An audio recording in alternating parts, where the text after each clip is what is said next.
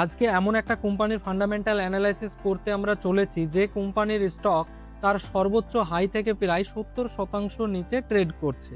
এখন প্রশ্ন হলো, কোম্পানির 70% নিচে ট্রেড করছে, তার মানে কি কোম্পানির ব্যবসা দিন দিন কমে যাচ্ছে, না এর পেছনে অন্য কোনো কারণ রয়েছে, বা বর্তমান পরিস্থিতি থেকে কি ভবিষ্যতে ভালো রিটার্ন বা মাল্টিব্যাগার রিটার্ন দিতে পারে? চলুন আজকের এই ভিডিওতে আমরা অ্যানালাইসিস করে দেখি। তো সর্বপ্রথমে আপনাদেরকে একটা ছোট্ট ইনফরমেশন দিয়ে রাখি যে কোম্পানি কি কাজ করে।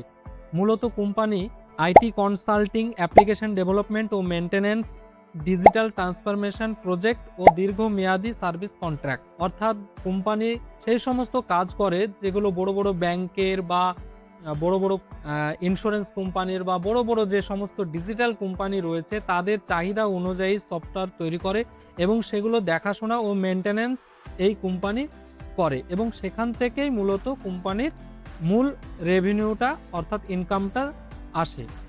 কোম্পানির ব্যবসা মূলত America, Canada, Germany, Singapore, Australia সহ বিভিন্ন দেশে কোম্পানির প্রায় 19টি দেশে ব্যবসা রয়েছে, অর্থাৎ 94% ইনকামই কিন্তু ভারতের বাইরে থেকে আসে।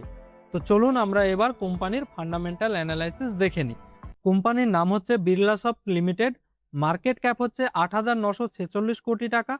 কারেন্ট প্রাইস অর্থাৎ বর্তমানে স্টকের দাম রয়েছে 320, হাই গিয়েছিল 474 এবং লো গিয়েছিল 270 টাকায়। স্টক পিএ হচ্ছে 15, কিন্তু ইন্ডাস্ট্রি পিএ হচ্ছে 23, অর্থাৎ ইন্ডাস্ট্রি পিএ থেকে যদি স্টক পিএ কম থাকে তাহলে স্টকের ভ্যালুয়েশন ঠিকঠাক রয়েছে এটা মনে করা হয়।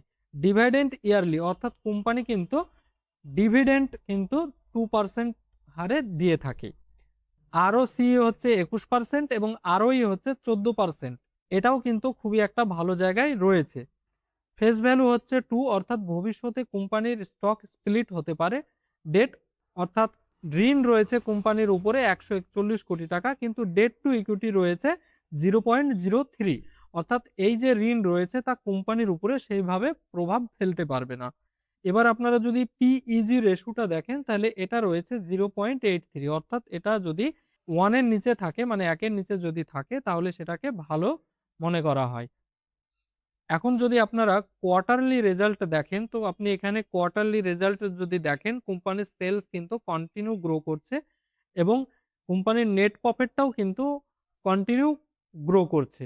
এবার যদি আপনি প্রফিট অ্যান্ড লসটা যদি বছরের তুলনায় দেখেন, তো মার্চ 2015 সালে কোম্পানির সেলস ছিল মাত্র 2,990 কোটি টাকার, সেটা এখন রয়েছে 5,404 কোটি টাকার সেলস রয়েছে। এবং যদি আপনারা নেট প্রফিটটা দেখেন, মার্চ 2015 সালে ছিল 237 কোটি টাকার প্রফিট। বর্তমানে সেই প্রফিট 573 কোটিতে এসে দাঁড়িয়েছে। আমরা এবার শেয়ার হোল্ডিং প্যাটার্নটা যদি ভালো করে লক্ষ্য করি, তো প্রোমোটারের হোল্ডিং কত রয়েছে?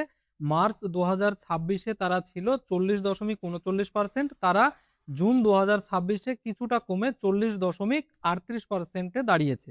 এফআইআইএস এর হোল্ডিং, অর্থাৎ বিদেশি যে সমস্ত বড় বড় ইনভেস্টররা রয়েছে তাদের হোল্ডিংও কিছুটা কমেছে। তারা 13.64% থেকে কমে 12.78% এ এসে দাঁড়িয়েছে, এবং ডোমেস্টিক যে সমস্ত বড় বড় মিউচুয়াল ফান্ড বা অন্যান্য ফান্ড হাউস রয়েছে তারা কিন্তু এখানে ইনভেস্ট করে রয়েছে 21.98%, অর্থাৎ তারা মার্চ 2026 এ ছিল 23.35%, এখন রয়েছে 21.98%, এবং পাবলিকের হোল্ডিং কিন্তু কিছুটা বেড়েছে 22.60% থেকে তারা 24.85% এ এখন পাবলিকের হোল্ডিং রয়েছে। অর্থাৎ এখানে কিন্তু কোয়ালিফায়ার ইনভেস্টরের কাছে প্রায় 34% স্টক রয়েছে।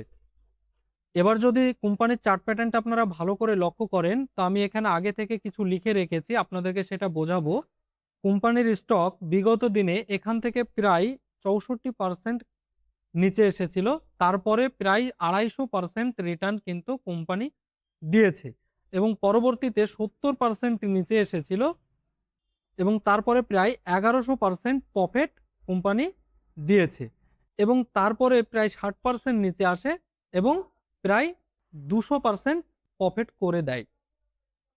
এবার কোম্পানি কিন্তু এখান থেকে আবারও 70% নিচে নেমে এসে এই জায়গায় ট্রেড করছে।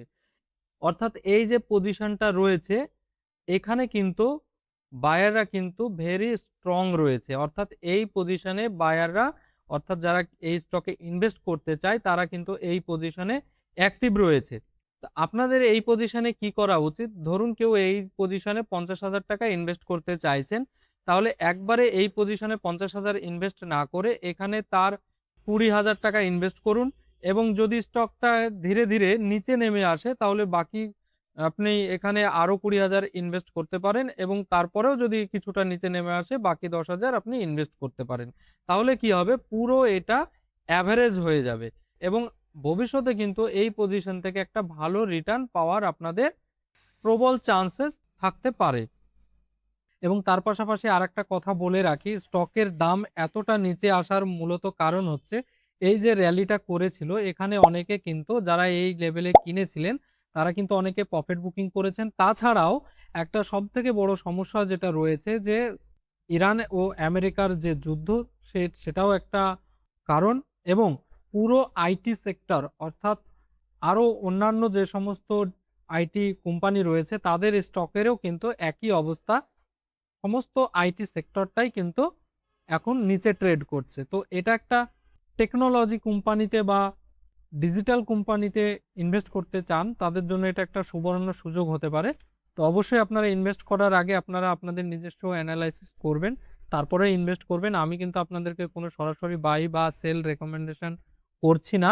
এটা সম্পূর্ণই আপনাদের নিজস্ব ব্যাপার।